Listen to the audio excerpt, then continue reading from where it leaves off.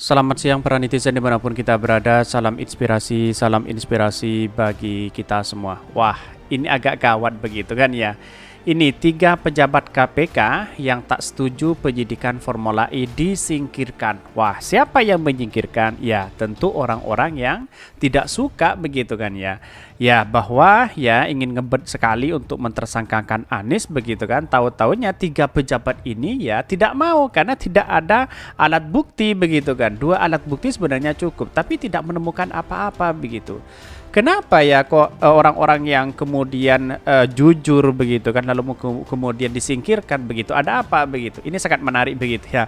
Kalau kita telusuri begitu. Tapi mari kita baca terlebih dahulu komentar-komentar netizen seperti ini. Ini komentar-komentar netizen tiga pejabat KPK yang tak setuju pendidikan Formula E disingkirkan. Wah, benarkah seperti itu nih? Kenapa disingkirkan? Ya, karena mungkin tidak biasa diajak kompromi begitu kan ya. Ya, dasar niatan mau menghabiskan ya sudah jelas-jelas berkali-kali cari ya. Tidak ditemukan kesalahannya masih saja dikejar-kejar. Sudah jelas ya Anies Baswedan presiden di 2024 ini. Firly cuma kecuang di belakangnya ada genderuwo. Wah, ini ada apa ya? Alhamdulillah di kepolisian masih ada orang-orang yang lurus seperti Irjen Karyoto dan Brigjen Endar Priantoro, masih ada ya secercah harapan di negeriku ini. Semoga tetap istiqomah ini. Semua Tuhan yang tahu ya tujuannya mereka ini masih memaksakan penyelidikan Formula E. Wah, ada apa begitu kan ya? Ya, satu-satunya untuk menjegal Anies Baswedan untuk menjadi calon presiden. Bisa saja seperti itu begitu. Kasus Formula E sulit untuk menemukan ya, karena tersangka terus dipaksakannya. Mending bagus mundur. Hukum itu fakta, data yang pasti akurat, tidak bisa digenang-genang sesuai dengan selera. Ya, betul juga begitu. Aroma penjagalan Anies makin nyata melalui kriminalisasi. Ya, ternyata KPK sudah ditugaskan rezim untuk menjegal Anies Baswedan. Pernyataannya, mengapa?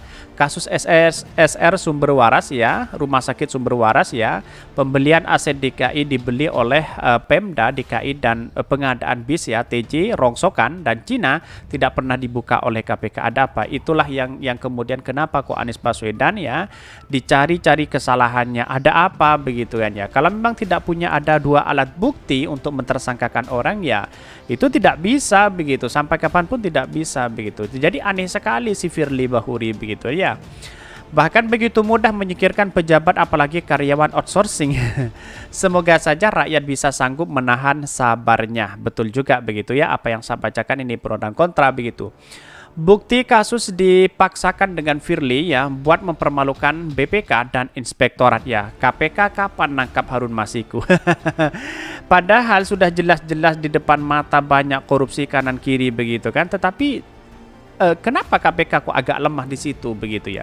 Sedangkan Anies Baswedan tidak punya bukan memperkaya orang, memperkaya diri, tidak ada rekam jejak korupsi lalu kemudian kok seolah-olah dicari-cari kesalahan begitu. Ada apa begitu? Ini hampir 1 tahun, sudah hampir 1 tahun begitu kan? Hampir 1 tahun ya mencari kesalahan-kesalahan Anies Baswedan. Bayangkan tidak pernah ditemukan hari ini begitu ya. Banyak kasus lain yang belum selesai kok kasus Formula E yang diperdebatkan. Semoga Allah SWT menjaga Pak Anies ini. Luar biasa usaha untuk menjegal Anies Baswedan. Ya tergantung siapa pesanannya begitu kan ya. Nanti bakalan dibuat kesalahan menjelang Pilpres. Wah, akan semakin kacau begitu ya. Tetapi perlu diingat bahwa apa yang selama ini ya menjadi catatan penting oleh KPK kepada KPK bahwa ya KPK selama ini tidak independen begitu ya. Maksa banget pengen ya mempidanakan Pak Anies Baswedan ya. Tetapi mari kita baca terlebih dahulu beritanya seperti ini. Ini beritanya tiga pejabat KPK yang tak setuju penyidikan Formula E disingkirkan. Ya, benarkah seperti itu? Ini agak menarik begitu ya. Tiga pejabat struktural KPK meninggalkan lembaga ya anti rasuah dalam 3 bulan terakhir. Mereka diduga disingkirkan karena menghalangi penyidikan Formula E. Bahkan ketiga pejabat tersebut yakni Deputi Penindakan dan Eksekusi Irjen Karyoto, Direktur Penyelidikan Brigjen Endar Priantoro dan Direktur Penuntutan Fitroh Rohcayanto. Penyidikan Formula E mulai diumumkan KPK pada November 2001, sudah setahun lebih penyelidikan ini berlangsung. Wah, ini sudah 1 tahun begitu, di mana letak logikanya? Tidak menemukan apa-apa begitu. Sedangkan ya orang-orang yang korupsi sudah nampak di mata depan kita sendiri ya. Kok KPK agak lemah di situ? Ada apa begitu kan? Ya, KPK itu ya Kok Anies Baswedan yang selalu dicari kesalahan? Di mana letak logikanya? Bayangkan begitu ya. Ya sebagai di tangan Firly ini KPK sudah amburadul, bahkan gridnya itu turun begitu ya. Bahkan ya publik sudah tidak percaya kepada KPK hari ini begitu ya. Dalam beberapa kali gelar perkara, ketiganya menilai perkara itu belum layak naik ke penyidikan sebab belum memenuhi syarat ditemukannya cukup bukti adanya korupsi. Bahkan sementara mayoritas pimpinan KPK disebut-sebut meminta agar perkara segera naik ke tahap penyidikan, ya meski tidak disertai dengan penetapan tersangka. Selama ini penetapan terhadap penyidikan KPK selalu disertai adanya tersangka yang dijerat. Bahkan ya adanya pertentangan soal sikap tersebut diduga dan mendasari Firly Bahuri menerbitkan surat sakti ya, surat yang diduga berisi permintaan agar ketiga pejabat yang tak setuju penyidikan Formula E itu kembalikan ke instansi awal, Fitroh ke Kejaksaan, Karyoto dan Endar ke Polri. Wah, ini agak menarik begitu kan. Sudah ada surat dari Firly Bahuri begitu kan ya. Agar apa? Agar bisa mentersangkakan Anies begitu kan. Orang-orang yang jujur seperti ini lihat kemudian disingkirkan begitu. Kapan mau baju bangsa kita begitu? Kapan mau menegakkan korupsi yang ada di Indonesia begitu kan? Aneh juga si Firly Bahuri begitu ya. Bahkan di tangan Firly Bahuri nih KPK, wah ini agak kacau begitu ya. Bahkan 3 orang inilah yang kemudian dipindah begitu ya akibat kejujuran mereka begitu. Tetapi perlu diingat bahwa catatan yang namanya kejujuran itu sampai kapanpun akan dampak positif begitu. Buktikan aja nanti begitu ya. Bahkan ini disebutkan ya surat tersebut disampaikan sebagai rekomendasi promosi terhadap ketiga pejabat itu di instansi masing-masing. Namun diduga merupakan upaya untuk menyingkirkan ketiganya dan menyamarkan dengan modus promosi. Bahkan ya pada Februari 2023 Fitroh berhasil dikembalikan, ia kembali ke Kejaksaan yang meski hingga kini tidak mengisi jabatan struktural. Sedangkan sebulan kemudian Irjen Karyoto meninggalkan KPK, ia mendapat promosi menjadi Kapolda Metro Jaya. Pelantikan dilakukan pada 31 Maret 2023. Bahkan ya selang beberapa hari kemudian giliran Brigjen Endar Priantoro yang meninggalkan KPK, ia diberhentikan oleh KPK dengan alasan masa jabatan yang sudah habis. Padahal Kapolri Jenderal Listio Sigit sudah menyampaikan bahwa Endar akan tetap ditugaskan di KPK. Kok saling cakar-cakaran begitu antara KPK dengan Polri begitu ya.